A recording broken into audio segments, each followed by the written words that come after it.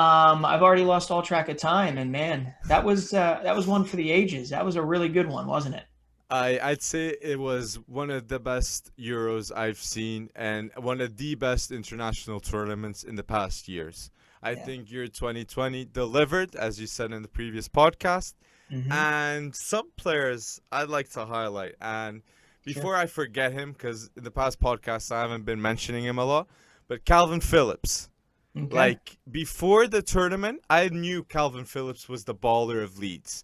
But Mm-hmm. now I think he's the baller of England too. Like Yeah. Calvin Phillips has stepped up immensely. And Southgate saw what Bielsa did and he's really good. He's really It, good. he really is, and you might as well throw in Declan Rice too. I mean, those two have they patrolled that midfield, and they were a big reason why England was in that first final in 55 flipping years. But yeah, Calvin Phillips, and what a guy! I mean, from every interview I've ever seen of him, haven't been able to talk to him yet, but from every person that's ever talked of him, I can't think of any negative that has ever come out of their mouth. Like this isn't a Roy Keane type of thing or an Eric Cantona type of thing where you have people on either side of the coin about them.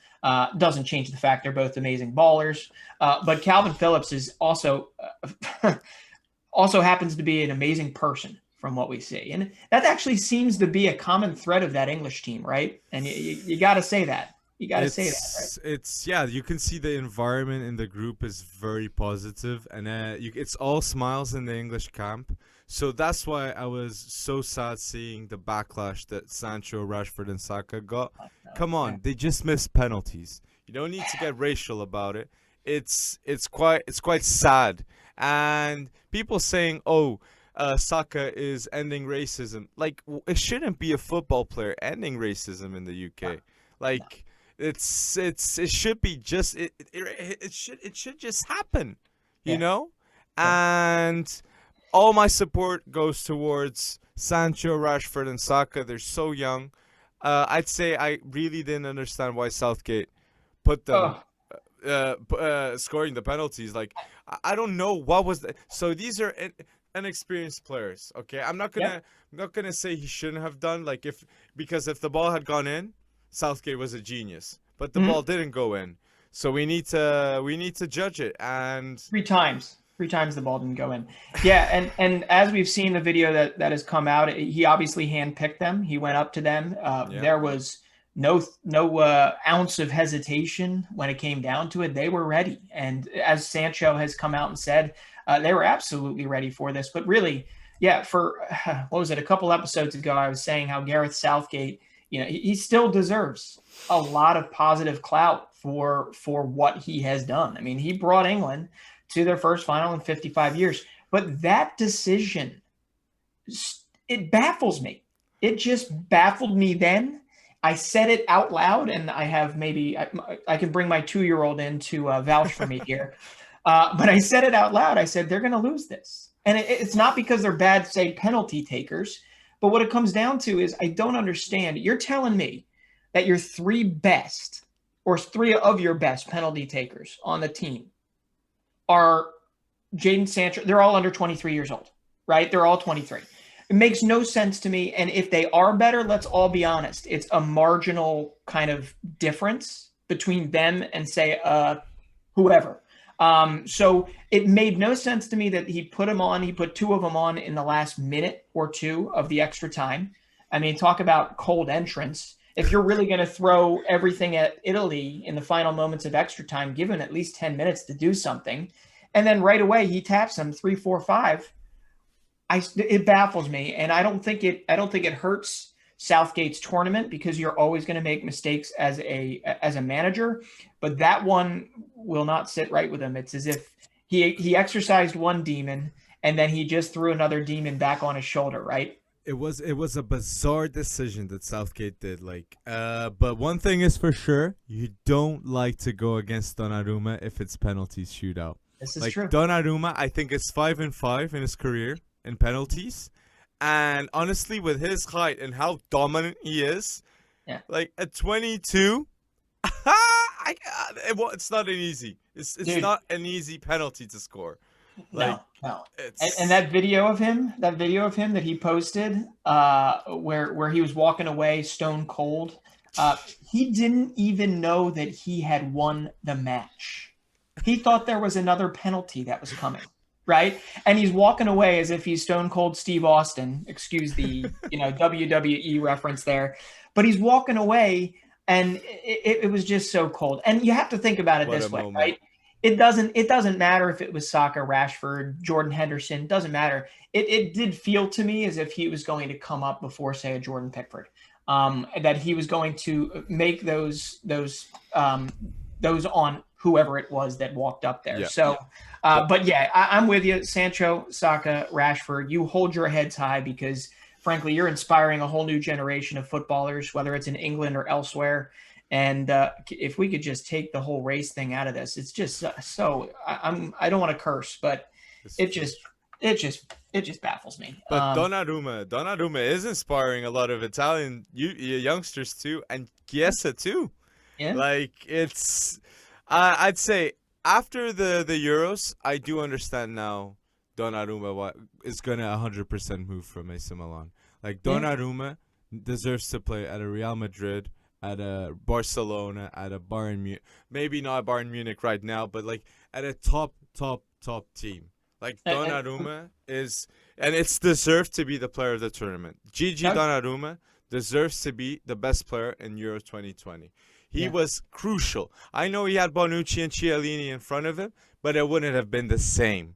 Like he right. was too comfortable. Like too comfortable. And PSG's not too high of a level for him. You don't like that? Well, we can talk about that later. We'll But get to that in a little later. But uh, I do have to say, because a good segue into, we talked a lot about England. A lot of the controversy was around England after the fact. But yeah, I mean, you've mentioned this previously. You mentioned it in group stages.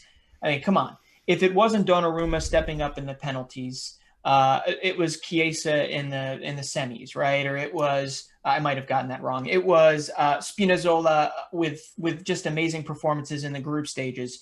It wasn't one person every game, right? yeah, You could maybe say the Italian midfield as a collective was that one person that just shone through every game. But ultimately, man, I mean, this it was just brilliant to see. It was just this collective nature of a team that, as we mentioned last week, that had been through hell, missing out on the World Cup, yeah, and then somehow in the last few years have come together, have built an identity, a team identity. And some of those guys that went through that misstep for the World Cup, the Andrea Bellattis, the Ciro Immobiles, these were the top scorers in that World Cup qualifying campaign that they failed. They failed in the playoffs. They lost, I think, Sweden, right, in the playoffs. hmm And here they are, helping to lead the way, Immobile especially, but with Verratti behind them, with Jorginho behind them. So it's just amazing to me that that team collective was able to get through the Belgium, the Spains, the Englands, and get this done. So all credit to the Italians for sure. like you mentioned, like all these big nations, but all these big nations don't have a better midfield than Italy. No, not right. Jorginho, Verratti, and even a Locatelli coming off the bench. Yeah, Barella, like the Barella, Jorginho, Verratti trio in midfield is amazing. Barella is a stud. yeah, I don't know why people forget this kid that's balling at Inter, because I don't get it. Why do yeah, people tend to overlook on him? And Locatelli coming off the bench, like it's so understandable that every team right now, like in the transfer market, wants him. yeah, Like Juventus saying we want him, Arsenal wants him. Like it was the group, true, but you had that the midfield was crucial. If I yeah. had to highlight, and the center backs, of course, too, the experience, but the midfield was different class, It was. different class. Absolutely different class. I do have to say though that you mentioned this last episode, and it's going to be highlighted now, right? We talked Mm. about if England won, how would they deal with a target on their back heading into the World Cup? Well, frankly, let's see, the French, the Portuguese, the Dutch, the Spanish were so close they could taste it. Brazil losing in the Copa America final to Argentina. these are like five sleeping, not really sleeping giants, but these are five big teams that very clearly have a lot of quality that are going to be ready for next winter, right? And they are just chomping at the bit. Now they have to get through club season, right? But they are chomping at the bit to really get something done. So I'll tell you what, if anything, the Euro 2020 has certainly reawoken a fandom, the positive and negative of fandom in all of us for international football, The right? hype is real. The hype is real for It the is. World Cup because, as previously said, all the nations have to prove themselves in this World Cup. Yeah. Like the world's stopping. Like we have people have the football community has needs and we want to see the big matches. We want to see Brazil against France. We want to see Brazil against Germany. We want to see Argentina against Portugal. Yeah. Messi Ronaldo agenda. Whoa, Imagine whoa. if in Hey, the hey. World Cup that happened. Yeah, well, Alex, it sounds like you're proposing a super league here. So you better tread lightly, buddy. No, Come I'm on. just proposing I'm like kidding. the I'm World kidding. Cup that I see every 4 years. Like Absolutely. it's no Absolutely. Super League allowed here. No, no, No, no. no, no, not here, not here, not with international football. It is. It's going to be. I get it. It's going to be a different time. I know over here, I'll be celebrating Christmas and Thanksgiving around the time that I'm watching a World Cup. I don't know if that excites me or weird makes me feel weird. But really, what it comes down to is yeah, after what we went through over the last 12 months, you couldn't have asked for a better Euros for uh, let's like call it like an honorable Euros, right? Yeah. The bad only really came out in the end. Okay, there was definitely some booing of national anthems that should not have happened as well, Hmm. but through and through, I mean, the stuff that we saw, stuff is not the right way to put it. The adversity that was overcome by the Danish team, some of the performances that were put in, whether they were individual, whether they were team, like True. Italy, it just was so fun. And I'd yeah, like to just end off though, like saying that the Euro 2020 admin on TikTok is an absolute goat. Like he was yeah, been so active. And we're not forgetting that mention, which we're yeah, so thankful of, and yeah. one of the best moments ever in social media.